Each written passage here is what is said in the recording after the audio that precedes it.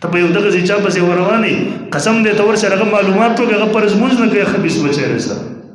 ته ورشه هغه خپل پلار ته هندو ویله تر اوسه پورې پلار یې مولا و ته ورشه هغه خپل استادان وزاري دی ته ورشه هغه باقاعده عالم نه دی ته ورشه هغه په حرامو کې مبتلا دی د هغه شکل یوازې وګوره زمونږ علاقو کې خو د وابیانو موسیقي بیټې مذهبونه شروع کړي ظالمان نو ټول ورځ در باندې لوږه تنګ هم تېره شي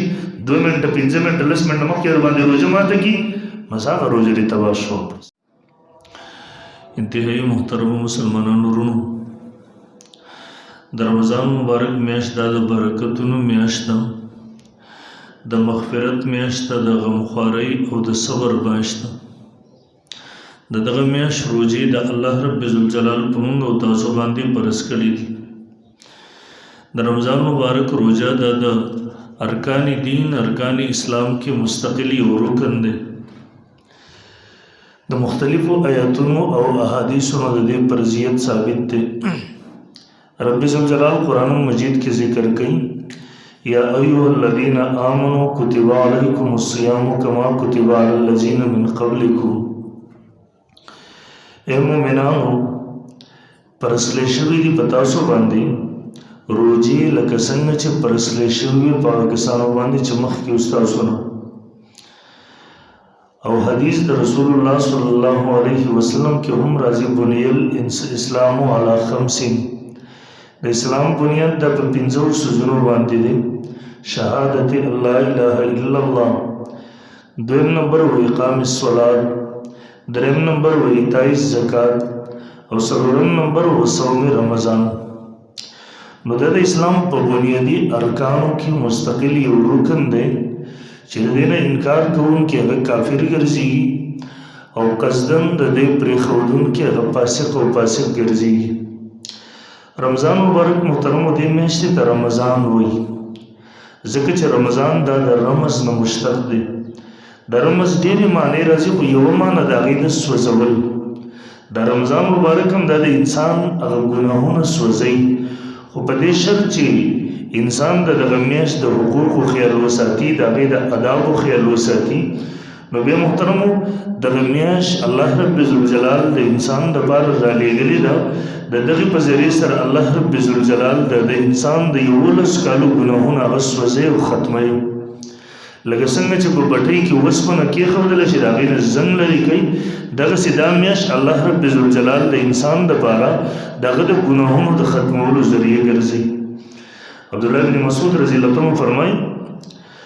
سید الشهور شهر رمضان و سید الایام الجمعہ د رمضان مبارک د میاشت د ټولو میاشتو سردار ده د ټولو کې برکت والا ده او په ټولو ورځو کې د سردار د جمعې مبارک ورځ ده څنګه چې د جمعې مبارک ورځ د ټولو ورځو سردار ده دغسې په میاشتو کې د ټولو میاشتو سردار ده د رمضان مبارک میاشت سلمان فارسی رضی اللہ عنہ راوی دی ویل شعبان اخیرنی ورځ و سبا ته روژه وه نبی علیه الصلاة والسلام مونږ ته خطبه راکړله اوږد حدیث ارشاد خطبنا رسول الله صلی الله علیه وسلم فی آخر یوم من شعبان په د شعبان په آخره ورځ نبی علیه السلام مونږ ته خطبه راکړله بیان یې وکړو فقال یا ایها الناس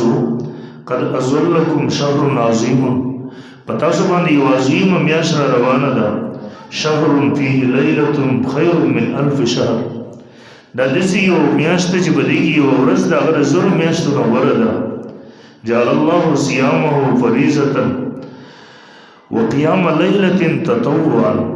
الله د دې ورځې روژه د فرض ګرځولې ده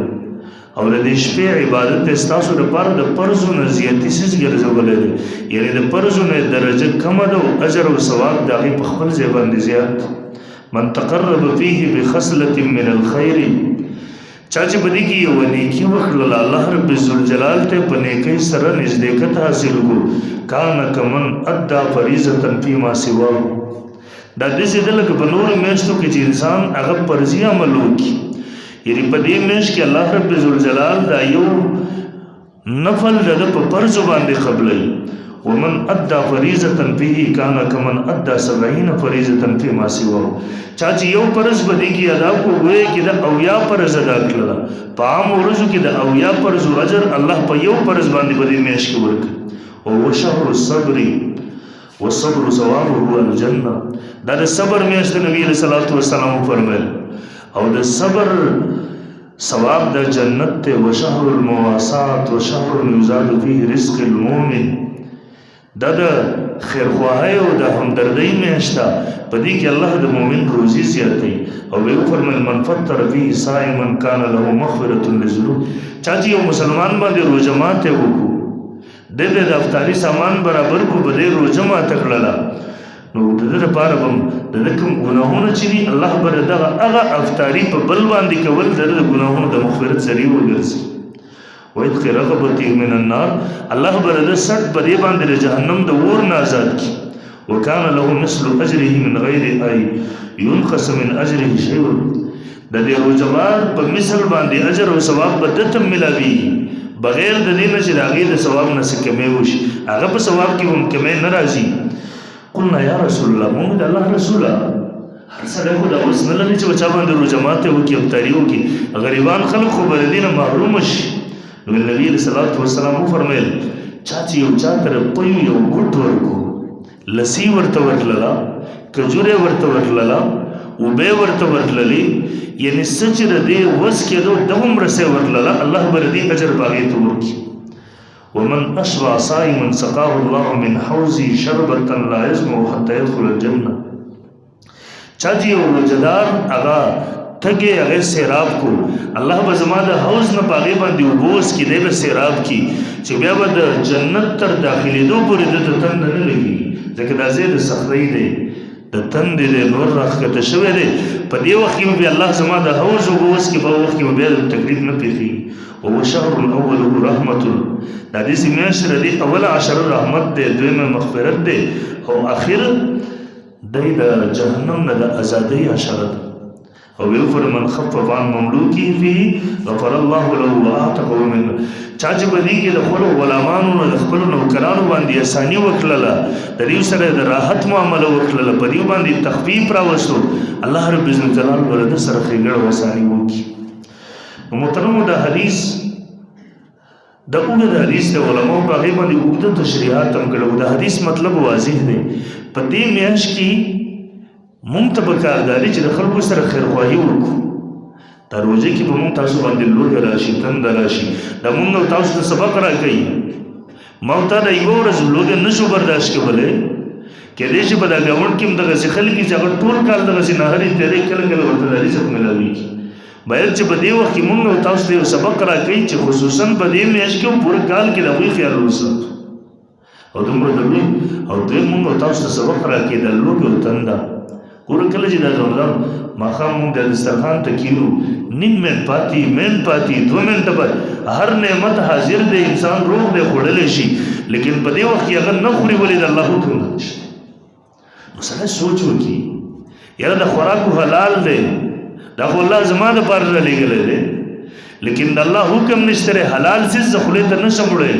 نو کم رب چې په دې وخت کې زه منع کړی یم هغه رب په د پوره کال کې زه د ګناهونو نه مړی کړی یم زه هغه ګناه طرف ته ولې ځم. دغه روزه ما ورته د سبقونه راکوي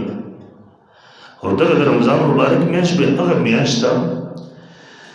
مسلم شریف کې دا حدیث موجود دی. نبی علیہ الصلوۃ والسلام فرمایي اذا دخل رمضان فتحت ابواب الجنه. دا رمضان مبارک میاشت داخله چې د جنت دروازې خلاص شي. مطلب څه دی؟ انسان د پاره نیکی آسان شي د جنت ته راتلو والا کارونه د انسان د پاره آسان شي د جنت ته تګ آسان شي د انسان د پاره. وغلقت ابواب جهنم د جهنم دروازې دا بند شي دا وتړل شي. انسان په دې وخت کې د ګناهونو نه منع شي هغه کارونه بیا نه کوي دغه طرف د نه چې بغي جهنم ته داخل شي. او دریم وسلسله الشیاطین شیطانان وتړل شي تر سره بارا چې د انسانانو په دغه روزو کې پرخ رانه د انسان ته وسوسې وروانه چي انسان ګناهونو طرف ته ونځي. نو دیو کې د جنت دروازې کلاوي دي نیک اعمال لوک داخل شاوي تا دروازه کلاو د وسوسې وسوک نور داخلي هغه بدبختی. د جهنم دروازې بند دي د پزور ځان ته د ورتلو اسباب جوړي ته بدبخت لري د انسان او شیطانان ورتلل شي. علماء باغی باندې اشکال کوي یره شي بعضو خلکو ځین ته اشکال راځي شیطان وتړل شو بیا په ورځ کې ډېر بدبخت دغه سي ګناهونه کوي دا ودی که شیطان تړلی شوی دی بیا دې ګناهونه ولې کوي؟ نو یو جواب علما اسان دا کوي چې شیطان خو تړلی شوی دی خو د انسان 11 میاشتې د ګناهونو سره مخته شوی دی عادت شوی دی دا په دې میاشت کې چې ګناهونه کوي دا د 11 میاشتو اثرات د انسان باندې ځکه عادت شوی دی هغه عادت خو دومره ضرور بدلېږي او دوی مولا علی خلیل رحمه الله فرمایي وایي په بعضو احادیث کې وتغل فیه مردة الشیاطین په دې کې هغه سرکشه شیطانان قید کېږي عام شیطانان دا نه قید کېږي نو هغه زیات حرمیتوبونه او هغه زیات شیطانتونه نو انسان را منوي لیکن د عام شیطانان بیا هم د توسوسې وراچې ګناهونو طرف ته بوځي او شاه محمد اسحاق دهلوي رحمه الله فرمایي بالله دواړه قسمه حدیث ته چې وګورو دا د خلکو په حساب سره د خلکو په حیثیت سره نیکان خلک چې دا وینه هغه سرکشم گرفتار شي هغه عام شیطانان هم گرفتار شي د ګناه طرف ته نشي او عام خلک چې د دیونه هغه سرکشم گرفتار شي لیکن عام شیطانان په دیو کې په دیو باندې مسلط وي دیو چې کوم ګناه طرف ته زی دوکه کوي دروغ وي زیاتې کوي ظلم کوي په دروازه کې هغه عام شیطانان په باندې وسه مسلط تر دې نه تړل شي او سلورم بازي علما جواب کوي وایي انسان سره شیطان مور سره د نفس مور سره دی نو هغه شیطان وتړل شو لیکن بازي ګناہوں طرف ته د نفس دی راکاږي نو هغه نفس دې طرف ته دی وځي لیکن حقیقت دا دی دیو ورځې کې تاسو وګورئ انسان هسې نیکو طرف ته په دروازه کې رجحان کیږي ګناه طرف ته انسان رجحان نه کیږي دا ولې دا هغه شیطان گرفتار شوی دی او روزه د نیکو د مغفرت میاشت ده نیکان خلق نیک خویونه جنتیان جنتی مزاج والا خلق د نیکو طرف ته راووت او بدبخت خلق چې هغه جهنم د پاره رب جوړ کړی دی جهنم د هغوی د پاره لیکل شوی لکه څنګه چې مشکات شریف په حدیث کې راځي نبی علیہ الصلوۃ والسلام نه صحابه ته پوښتنه وکړه الله پیغمبره تقدیرونه لیکل شوی دي قلمونه وچ شوی دي فيما العمل یا رسول الله الله رسول بیا د عمل څه ضرورت دی وی فرمایل اعمل وعمل کوي جنت پیدا جنتیان ورله پیدا جهنم پیدا جهنميان ورله پیدا جنتیان جنتی اعمالو کې لګیاري جهنميان جهنمي اعمالو کې لګیاري او د جنتیان په د جنتی اعمالو کې خوشاله دي د جهنميان په د جهنمي اعمالو کې خوشاله دي تاسو ګورئ په دروازه کې خلک په جمعات کې نه سروغ ته تسکین ملوي قرآن سره می تعلق دی د دین سره می تعلق دی ذکر اسکار کوم بدی کې چاته خېګړه رسوم دا په جنتی اعمالو کې لګیا دی خوشاله دی ورته بعضې بدبخته به موسم وي په دروازه کې به د چا په قتل پسې ګرځي د رمضان په د میاشت کې به چېرته غیبت او چغلۍ کې اخته وي چېرته به حرامو کې اخته وي چېرته به د چا نه ناجایز ګټو کې او چاته به دوکه ورکولو کې اخته وي د دې وجې نه دغه خلکو دا هغه بدبخته دي ازلي چې دیو ته په جهنمي کارونو کې لذت او خوند محسوسېږي هغې کې لګیا دی الله دې ته موږ وساتي او مجدد الفساري رحمه الله فرمایي د روژه کې د الله دا رحمتونه داسې راورېږي لکه د باران و تیز باران وونکي د 11 میاشتو دا د روژې داسې مثال دی لکه د قطرې مثال له سمندر سره په د 11 میاشتو کې د رحمتونو مثال له قطرو دی په دې میاشت کې دا د رحمتونو مثال دا د سمندر دی لیکن حاصلولی هر څوک نشي اوس باران د تیز ورېږي یو سړي لوښی ورته الټه کړی دې ته به څه حاصل شي شر دا دی که دغه باران ته حاصلې د اوبه حاصلې خپل لوښی ورته صحیح کړه باران ډېر دی ستا لوښی ورته د هېڅ به درته حاصل نه شي نو په دې وخت کې د رمضان مبارک د روزو حقوقو خیال وساته د هغه د آدابو خیال وساته په دې وخت کې د رب حکم مخې ته که څنګه چې زه د لوږې تندې نه بنه کړی د خوراک څښاک نه منع کړی شوی یم خپلې حلالې بیبي ته د نږدې کېدو نه منع شوی په دغه ورځو کې زه رب ذوالجلال د ګناه نه منع کړی خپل لوښی صحیح کړه چې محرومه نه شي څه درته به دغه کې حاصل شي او یقینا کم خلکو چې د رمضان مبارک د حقوقو خیال ساتلی د آدابو خیال ساتلی دی یقین وکړه الله رب ذوالجلال هغې ته به ډېر څه ورکړي دي زموږ کتابونه ذکر کوي یو مجوسي د دې یو بچی و په دا روژه کې د رمضان مبارک په روژه کې خوراک کو څښاک یې د منع کو غوسه شو ورته ویې وهو ورته در مسلمانانو د روژې خیال نه ساتي ګورم مجوسي دی کافر دی د مسلمانانو په روژې د ادب د هغې د خیال زیاتلو د وجې نه خپل بچي باندې سختي کوي وهي یې د مجوسي چې کله وفات شو یو عالم یې خوب کې د جنت ته تللی دی د مجوسي الان کافر خو جنت ته نشي تللی جنت تپوس کې الست كنت مجوسيا ته مجوسی نه وي بیا ته څنګه جنت ته داخل شوې نو دی ورته جواب ورکړي ورته بلا ولكن لما حضرت وفاتي ادركني الله بالاسلام لاحترامي شهر ما ته چې کله د مرګ وخت زما راغی په دغه وخت کې الله ماته اسلام نصیب کو دا غیر وجه نه بیا ماته مغفرت راکو ولی ما د مسلمانانو د روزي خیال ساتلو ما د غیر حقوق خیال ساتلو نو ګور په تکم خبره باندې الله رب ذوالجلال هغه مجوسی ته ایمان ور نصیب کو ولی د رمضان مبارک دغه روزي قدر او کو دغه خیال او سوچ کول وکړه موږ مسلمانان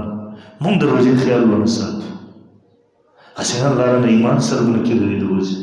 زما دغه مقدسه میاشت تا راغلی و تا غیر آداب او خیال ونساتو سره او محترم علما فرمایي دا د رمضان مبارک میاشت د نیکو سیزن دی سیزن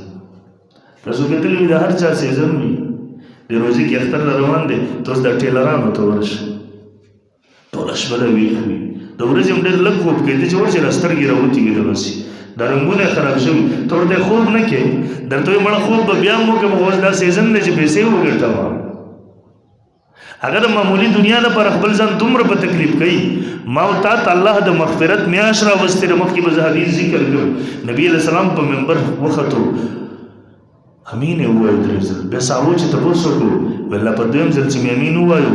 جبريل علیه السلام راغلی ویل باودا هلاک دي شي تباه دي شي هغه څوک چې د رمضان مبارک میاشت بیا مونته له به د مغفرت اسباب ځان ته برابر نکړم په امین ووایو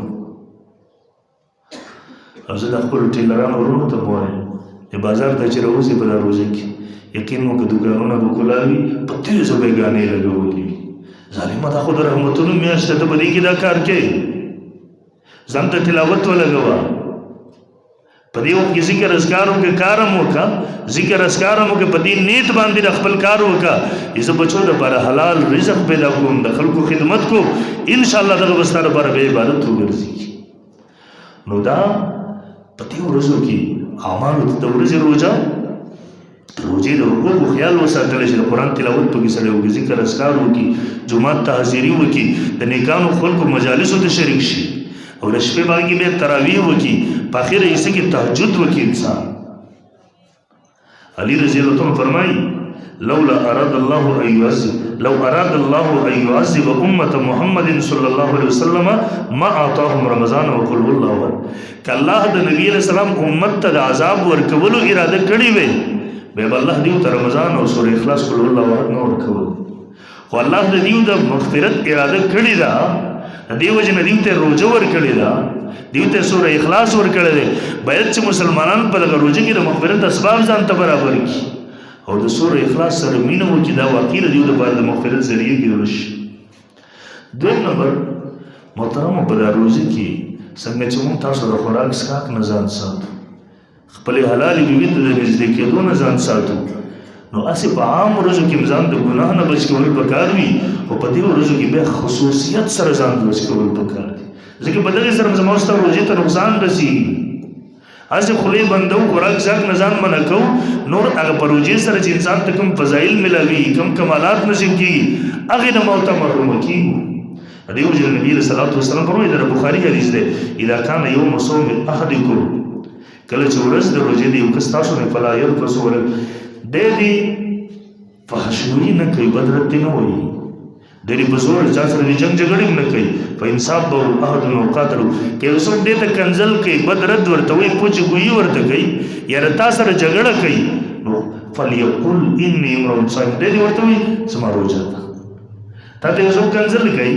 ته کنزل مکه ورته وسوته سما روزه ستاسو جګړه کوي ګریوان تلاش دراځي تا باندې گزار کوي ورته سما روزه د مریدي او زمونږ د پښتنو قصه الله دې رحم وکړي څنګه قصه خو الټه ده مونږ چې د بازار ته وځي نو جګړه شروع ولې دا د روزي دماغ دي دا څنګه مسلمان است پیغمبر ته ارشاد سره تعلیم صدر کړی دی تا ته که څوک کنزل کوي ته کنزل مکه ورته ته زما روزه ته ولې کنزل وکړم مونږ چې یو کنزل کې مونږ ورته دوه کنزل وکړو اته منچره وخت مونږ په ټوپک راوړو بل کار زتلما ګوهار تر روانو د روزي تراویح ختم ده په د لاره کې مخکې د پوی والا او د یو بل کس جګړه چې راتلم نو بس په غزې وینه پرته وه ویل درې د یو طرفه ویشته ولې په 12-14 روپۍ باندې جګړه وه او زمونږ خبره سي دا د روجي دماغ دی دا د روجي دماغ نه دی دې دماغو ته شیطان نه ننوتی دی دی دومره ګنده کړي دي چې اوس د الله رحمتونه راورېږي دا مردار خبیث او نجس دماغ به دې کې هم نه صفا کېږي دا به د جهنم په اور کې صفا کېږي دلته نه صفا کېږي نو د رسول الله صلی الله علیه وسلم مونږ تاسو ته حکم دا دی تاسو چا سره جګړه مه کوئ کنځل مه کوئ بدرت مه وایئ د روژې د حقوقو خیال وساتئ او دویم نمبر علما فرمایي د رمضان مبارک په میاشت کې لږه پراخي پکار دي په رزق کې په خپل بچو باندې هم سړی پراخي وکړي دسترخوان لږ کلاو کې وسیع کړي او خوا او شاته کې کوم غروبا وي د هغوی هم سړی خیال وساتي نبی علیہ الصلوۃ والسلام فرمایي انبسطوا فی النفقة فی شهر رمضان فإن النفقة فيه كالنفقة فی سبیل الله تاسو په دې کې خرج کې لږ زیادت کوئ ځکه د رمضان مبارک په میاشت کې چې تاسو کم خرج کوئ د الله په لاره کې تاسو خرج راځي نو د دې وجه نه محترمو هغه دسترخوان لږ پراخه کول غواړي او بیا زموږ نه تاسو خلکو ته د الله خدای موقع راکړې دي عربو ته چې تاسو لاړ شئ یقین وکړئ د هغوی د ماشومانو هم دا ذهن جوړي یو څوک روان وي ښه دسترخوان یې تیار کړی ده په زور رانیسي خپل دسترخوان ته کښېږدي او مونږ او تاسو ور خپل ګاونډي هم خیال ونساتو د هغه په کور کې څه نه وي بخښ شوي مونږ ته پته وي مونږ ځان نه ناست یو د هغوی روغه مرسته او مونږ تاسو ته د علاقې ول تاسو ته طلبا او علما راغلي د رسول الله صلی الله علیه وسلم مېلمانه دي په هغوی باندې خو باید چې تاسو خپل لاسونه ښه پراخه کړئ ګولاو کړئ خپل بچي ته راوړئ دا هم سوچ وکړئ زما په جومات کې د رسول الله صلی الله علیه وسلم مېلمانه راغلي دي زمونږ د دین په زده کړه کې چې کوم خلک دي چې ما او تا د خپلو بچو نه د ټولو نه زیات پاکې خیال وساتو نو الله به په مونږ تاسو باندې خپلې خزانې بالکل وکړي یو خو به هغه فضیلت را تحصیل شي دویم به راته دغه فضیلت حاصل شي بهرحال د روژې خیال ساتل پکار دویم نمبر محترمو کله چې روژه ماتوئ په دې وخت کې په کجورې سره روژه ماتول دا مستحب دي که انسان ته کجورې میلاو نه شي د اوبو یو ګوټ ټوکي په هغې سره روژه ماته کړي رسول الله صلی الله علیه وسلم معمول لومداو اذا فرمایل افطر احدكم فليفطر على تمر فإن لم يجد فليفطر على ماء فإنه طهور څوک چې روژه ماتول غواړي دی په کجورې سره ماته کړي که کجوره ورته نصیب نشي په اوبو سره ځکه دا د پاکۍ ذریعه ده او په دې کجورې سره علماو بیا په هغې باندې ډېر زیات د هغې وجوهات هم لیکلي ولې نو په دې وخت کې د کجورو کې الله تعالی خپل یو طاقت یې ښیي په لوږه باندې چې دا بدن ته ورشي د انسان هغه کمزوري په دې سره الله تعالی ختموي ګورې د شریعت په هر یو حکم کې الله دومره زیات خیرونه ایښي دي دومره زیات خیرونه چې زما ستا ذهن د هغې احاطه نشي کولی کله کله زموږ ذهن ته نه راځي دا اوس سړی سوچ کوي که نه د رمضان مبارک میاشت ده نو الله ته څه خیر رسېږي په دې کې چې موږ وږي تږي کېږو الله ته پکې څه فایده نشته زموږ تاسو خپله فایده راکړو یو خو موږ تاسو لعلکم تتقون موږ تاسو به هغه تقوا والا صفت حاصل کړو هغه ګناهونه رانه الله لرې کې ختم کړي او دویم نمبر دا وي په دې کې جسم د الله حکم دی موږ ومنو موږ دغه بندګان یو په دې کې د بندګۍ مظاهره کېږي او دویم نمبر ونفر ذوالفقار صاحب د امن برکاتو هم لیکل دي د یو ډاکټر صاحب واقعه لیکلې ده دا ډاکټر د خالص اسلام د دې وجې نه راوړی د فرانس د یو ډاکټر کیسه یې لیکلې ده دې چېرته تبلیغیان لیدلي یا نور خلک لیدلي چې دا روژه نیسي دوی نه تپوس کړی و تاسو څه کوئ دوی ورته ویل یاره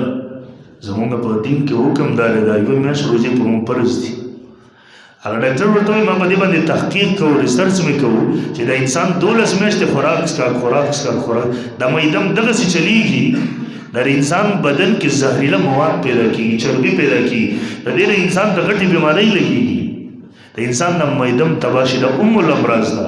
د انسان په جسم کې زهریله چربي پیدا شي غټ مرضونه ورته لګېږي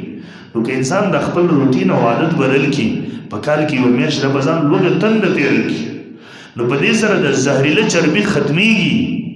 دا ولې کېږي د دې معدې په دې سره علاج کېږي د مسلمانانو دا حالت چې کېدلی دی چې د اسلام یو دومره رکن روژه دومره خیرونه پکې دي هغه ډاکټر پې پوره رساله بیا لیکلې ده هغې په دقه باندې اسلام راوړی دی مسلمان شوی خو موږ تاسو ته نه روحاني خیرونه نصیب کېږي نه هغه جسماني روحاني خو ځکه نه نصیب کېږي. موږ ټوله ورځ یا په خوب کې تېروو، یا په تاش کې تېروو، یا په کریم بورډ کې تېروو، یا په لډو کې تېروو، یا په کرکټو کې تېروو، یا د موبایل ګیمونو کې. موږ روژه په دې لنډوو. دا د مسلمان شان دی؟ راشه قرآن ووایه، قرآن راواخله، د ستا دماغ څومره غلط جوړ شوي دي. راشه چېرته مسجد ته د الله ذکر وکړه، د نیکانو خپلکو په صحبت او مجلس کې کښېنه د الله بنده. دا دومره قیمتي ساعتونه دي ته دا ځای کې شرم نه درځي. بیا به کې وران هم شي، ورپسې ټوټوک توپانچې راوتي او جسماني هم نه حاصلېږي. ځکه مونږ تاسو ورځې یو پښمني کې هم دومره ډېر وخورو چېرته وږی نه شم. روژه ماتي کې هم بیا پکوړې کباب څه چې ګوره ټول ور واچو، نو بیا د پښمني پورې خوځېدی نه شو. لږه کمه وخوره چې وږی شي، تږی شي، خوشحاله شه په دې باندې. یو خو دې په الله پسې اجر حسابي. ور ما د الله دپاره زه وږی یم، د الله دپاره تږی یم، زه چې د لاس نه وروړم.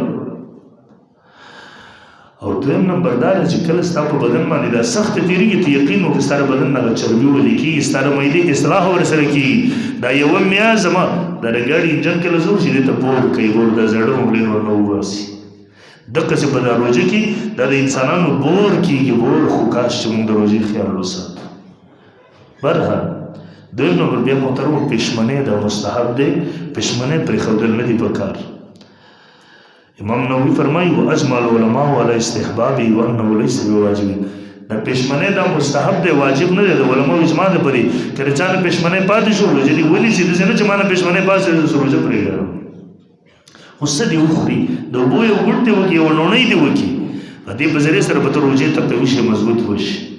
او دا د انبیا علیهم السلام سنت دي. او نبي علیه صلات وسلام فرمایي زمونږ او د اهل کتابو په منځ کې فرق دا دی چې د هغوی په روژه کې پښمنۍ نه وو، زمونږ په دې کې پښمنۍ وو. نو ته خامخا پښمنۍ ته پاڅېدل دا مطلب نه دی چې د ګنټې ته پاڅېدې او ټوله ګنټه په خوراک څښاک ولګوې. لس 15 منټه په خوراک ولګوه، نور ودرېږه، الله ته په عبادت کې. د شپې دې تراویح کړي، د ورځې تهجد وکړله، ستا لپاره به هغه د خیر ذریعه وګرځي. عمر فاروق رضی د بخاري حدیث دی. عمر فاروق رضی الله عنه ته پته لګېدلې وه چې خلک به تراویح وکړي، ستړي شي، د ورځې هم ستړي شوي، بیا ورنه تهجد پاتې. راغی اعلان یې وکړو بیان کې، خلکو ته یې وویل او خلکو هغه مونځ چې تاسو د هغې نه ودکې تاسو هغه قایموئ افضل من التي تقومون، غوره دی د هغه مونځ چې تاسو یې قایموئ. مطلب دا دی روژې هم نیسئ او تراویح هم کوئ، تهجد هم کوئ، تراویح هم کوئ او تهجد هم کوئ. دغسې نه چې د تراویح د وجې نه تاسو تهجد پرېږدوئ، دا دواړه. او بل دا پښمني کوونکو ته نبي علیه صلات وسلام دعا کړې ده، یرحم الله المتسحرین، الله دې په پښمني کوونکو باندې رحم وکړي. نو د نبي علیه صلات وسلام هغه دعا به هم راته حاصل شي. د دې وجې نه محترمو هغه خیال ساتل بغیر زموږ ستاسو نه پښمنۍ پاتې نه شي. خو برحال محترمو بیا به د رمضان مبارک کې روژه ده، قیام اللیل کوم، خلکو ډېر شبهات اچولي. انشاءالله راروانه شو، بیا بس په هغې باندې په کتابونو سره خبره بیا وکړم چې تراویح دا سنت دي. د دې د سنتیت نه انکار کوونکی مردود دی، مردود الشهادت دی. رسول الله صلی الله علیه وسلم په خپله کړي دي، صحابه کرامو دغه په موجودګۍ کې کړي دي. تقریر د نبي علیه صلات وسلام ثابت دی. انشاءالله زه به په هغې باندې راروانه شم خبره وکړم. او بیا د خلفای راشدینو صحابه کرامو 1400 کاله د مسلمانانو تعامل پر روان دی. بلکې زموږ بعضې فقهاو لیکلي دي که یو علاقې والا پوره په پوره دا د تراویحو نه انکار کوي، اسلامي حکومت باندې فرض دي چې د هغوی سره جهاد او جنګ وکړي. او په دې زمانه کې دغسې خبیثان پیدا شوي دي چې هغوی باسېږي د مسلمانانو د اعمالو د ګډ. هلکه د رمضان مبارک میاشت ته نبي علیه صلات وسلام خو په دې کې دومره ډېر ترغیب ورکوو، دومره ډېر ترغیب، خپله به پاڅېدو. ام المؤمنین فرمایي لنګ به کلک کو، مضبوط به کړو، بیا نو خواته به نه راتلو. دومره ډېر عبادت د خپې مبارکې به وپړسېږي. ما ورته ویل الله پیغمبره تاسو الله بخلي نه یې؟ ویل ویې فرمایي عایشې فلا یکون عبدا شکورا، زه الله بخلی یم نو زه شاید شکرګزار بنده جوړ نه شم. دلته چېرته شل رکعته تراویح کې دا ظالمان پسې ولغلي هغې نه ما نه بس پرېږده تراویحو ته نفل مونځ دی، که چا وکړه ثواب ملوي، که چا ونه وړسته ګناه پکې نشته. دا د یو عالم کار کېدی شي، دا د یو مسلمان کار کېدی شي. خو افسوس دلته حکومتونه نشته، قانون نشته. ته یو دنیایي دقه عمره خلاف ورزي وکړه، تا پسې راغلی لاس کې دې هتکړۍ در راشي. لیکن زمونږ په ملک کې که څوک د دین سره هره لوغه کوي، هره ټوغه کوي، یقین وکړئ څه ته اوسې نشته. ګاونډي ملک د اسلامي ملک دی، بل ورځ سرکاري فرمان او اډر جاری کړی دی چا د شل لکاته نه تراویح کمې وکړې لاس کې تړۍ واچو کوم جماعت کې کوم امام کمې وکړلې راوړه ورچلته اسلامي حکومت دی هلته یې څوک د ګډې وډې ووایي هغوی ورته ستنې ولوي دا خو دلته دین او اسلام مظلومه دی بې تپوسه دی څوک یې وارث نشته دی دلته دې وجې نه زموږ ملایان هم خو بس بېغمه ژوند تېر زموږ عوام هم بېغمه ژوند او موږ خو بس الا بلا برګردنې مولا ته په یو دغسې چا پسې وروانې قسم دی ته ورسې هغه معلومات کوي هغه فرض مونځ نه کوي خبیث بچی دی سره ته ورسې هغه خپل پلار ته هندو ویله تر اوسه پورې پلار یې مولا و ته ورسې هغه خپل استادانو وزاري دی ته ورسې هغه باقاعده عالم نه دی ته ورسې هغه په حرامو کې مبتلا دی د هغه شکل یوازې وګوره او د قوم ځوانانو تاسو به مردار پسې روان شو دا د امت دومره فقها مفسرین مجاهدین غازیان شهیدان مبلغین 1400 کاله مسلمانان په یو څه را روانو دا غلط شو دغه منحوس پاتې شو دا درته صحیح درخه یوم ندعو كل امام اناس بامامهم هر څوک بس خپل پېښوا پسې رواني دغه خبيث به پېښوي دا پسې ور رواني د جهنم په لار به وځي الله دې موږ دغه منحوسانو وسه بهرحال یو خیال وساتئ د روزه کې ګورئ کله چې موږ روزه بندو یا روزه ماتو نو د دې لپاره اذان نه دی ضروري ټایم ضروري دی ټایم داخل شو روزه بند کړه ټایم داخل شو روزه ماته کړه بس زموږ علاقو کې بعضې اذانونه دغسې به د ټایم نه مخکې ویلی کېږي بعضې اذانونه دغسې ټایم تېر شوی نو چې د روژې ټایم داخل شو ته بیا قصدن روژه لیټ کې دا هم ګناه ده او زموږ علاقو کې خو د وابیانو موسیقي به ټایم اذانونه شروع کړي ظالمان نو ټوله ورځ در باندې لوږه تنګ هم تېره شي 2 منټه 15 منټه 10 منټه مخکې در باندې روژه ماته کړي بس هغه روژه دې تباه شو بس نو خیال ساتئ مستند نقشې دلته ملاویږي د صدر نه درویش مدرسې نه امدادلو د هغې نه یو مستند نقشه چاپ ده مفتي صاحب قمر صاحب دامت برکات هم چې لوی مفتي دی زموږ په فقې کې دارالعلوم سرحد د هغوی یو ښایسته هغه نقشه اوس خو به د موبایلو ملاویږي او زموږ د پېښور چې کوم مضافات دي هغه حاصل کوي هغې هر سړی پوهېږي تاریخ یې لیکلی روژه یې لیکلي دا سحري د سحري ټایم پشمنیده ده افطاري ټایم روژه ماتي هغې ته وګوره ټایم داخل شو هېڅ اذان ته غوږ مه ږده بس راواخله وکړه ماته کړه ټایم نه دی داخل شوی زر پیرې د اذانونه کېږي په دغې باندې دا بېځایه اذانونه دي په دغه اذان باندې مونځ ټایم نه روا کېږي نه ور باندې روژه روا کېږي دې وجې نه محترمو ډېر خیال وساتئ د خپلې روژو روحاني فایدې دي جسماني فایدې دي خو خیرونه نه ځان محرومه نه کوي خپل زړه لوښی ورته ور برابر کوي یقین وکړه په دغه میاشت کې ابن جوزي رحمه الله حدیث نقل کړی دی من ادرک شهر رمضان فصلى فيه ولم يتوب چا چې د روزې میاشت بیا مونږ ته د الله نه فرماني وکړه توبه ونه ویسته فاخذه الله والله به دا سړی راونیسي خیال یې وساتئ چې مونږ تاسو ته روحاني فایدې ملاو شي جسماني فایدې ملاو شي الله رب ذوالجلال دی دغه د رمضان مبارک میاشت زموږ او ستاسو دپاره د نیکو او د مغفرت میاشت وګرځئ واخر دعوانا